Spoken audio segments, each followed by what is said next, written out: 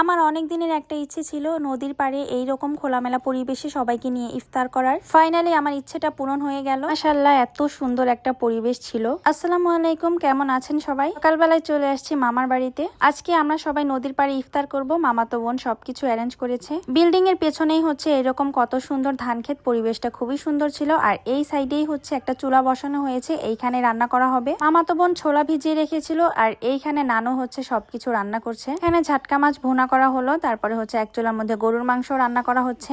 এই জায়গাটা আমার খুবই পছন্দ হয়েছে, এত সুন্দর একটা জায়গা। এখানে বসলে এত ঠান্ডা বাতাস লাগে, একদমই ছবির মতো সুন্দর। আর এইখানেই হচ্ছে বাহিরে চুলা বসানো হয়েছে রান্না করার জন্য।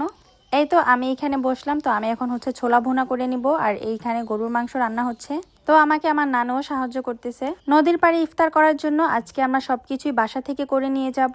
এমনিতেও আমি বাইরে কোনো কিছু পছন্দ করি না, আর সবকিছু একটু বেশি করে নিয়েছি। ছোলা ভুনা করার পর এখানে আমি হচ্ছে চপ ভেজে নিচ্ছিলাম। এখানে হচ্ছে বেগুনি ভেজেছি প্রথমে, তারপর পেঁয়াজও ভাজলাম, তারপরে আলুর চপ। এতগুলো হয়েছে, সবকিছু এখন ঘরে নিয়ে রেখে আসছি। আজকে আমরা 7 জন যাচ্ছি নদীর পাড়ে, আর আজকে আমরা 7 জন যাচ্ছি নদীর পাড়ে ইফতার করার জন্য। রান্নাবান্না কমপ্লিট করে এখন হচ্ছে আমি একটু ফ্রেশ হতে আসলাম। কি সুন্দর পরিবেশ, মানে হচ্ছে বিল্ডিং এর সামনেই হচ্ছে এরকম বেড়ি বাদ দিয়ে পানি চলাচল করে, আর এই পানিতেই গোসল করা যায়, এত ক্লিন থাকে। এরপর তড়িঘড়ি করে আমি হচ্ছে এখানে শরবত গুলিয়ে নিলাম। আমার মামাতো বোনও সবকিছু কেটে কুটে প্যাকেট করে নিয়েছে। যেহেতু মামাতো বোনের ছোট 2টা বাচ্চা আছে, তো বাচ্চাকেও রেডি করতে ওর সময় লেগে যাবে, তাই আমি হচ্ছে সবকিছু এগিয়ে দিচ্ছিলাম। তো আমার মামাতো বোন হচ্ছে গাড়ি বলে রেখেছিল, গাড়ি চলে আসছে। এখন হচ্ছে আমরা সবকিছু গাড়িতে উঠিয়ে নিব।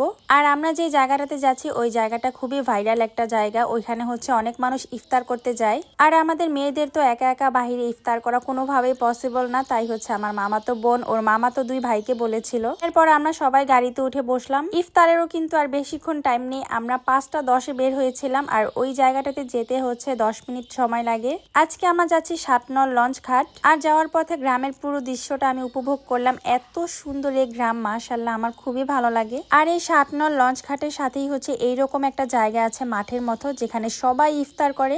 এই শুক্রবারে নাকি এইখানে বিন্দু পরিমাণ জায়গা পাওয়া যায়নি, এতটা ভিড় ছিল। সূর্যটা দেখেন ডুবে ডুবে যাবে অবস্থা। তো এখন হচ্ছে আমরা সবাই তড়িঘড়ি করে সবকিছুই বের করে নিচ্ছিলাম, কারণ ইফতারেরও হাতে বেশি সময় নেই। বাসা থেকে যে যে আইটেমগুলো এনেছিলাম সবকিছুই এখন প্লেটে গুছিয়ে রাখছি। মজার কথা হচ্ছে এইদিকে বাচ্চারা তো চিনাল খেয়েই ফেলেছে।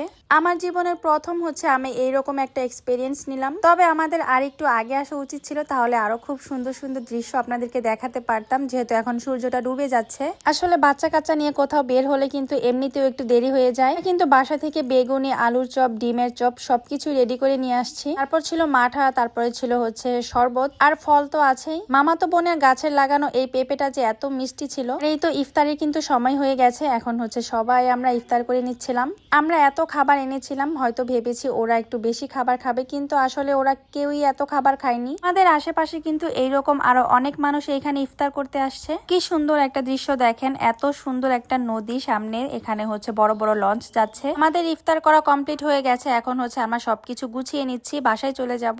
আর আজকে আমি ধন্যবাদ দিতে চাই আমার মামাতো বোন এবং মামাতো ভাইদেরকে। ওরা না থাকলে হয়তো এটা পসিবল হতো না। এরপর এখান থেকে বেরিয়ে আমরা গিয়েছিলাম জলবিলাস রেস্টুরেন্টটিতে। বর্তমানে চাঁদপুরের মধ্যে খুবই ভাইরাল একটা রেস্টুরেন্ট। তো রাত হয়ে যাচ্ছে দেখে তাড়াতাড়ি বাসায় চলে গিয়েছিলাম। আজকের ভিডিও এই পর্যন্ত। সবাই ভালো থাকবেন, আল্লাহ হাফেজ।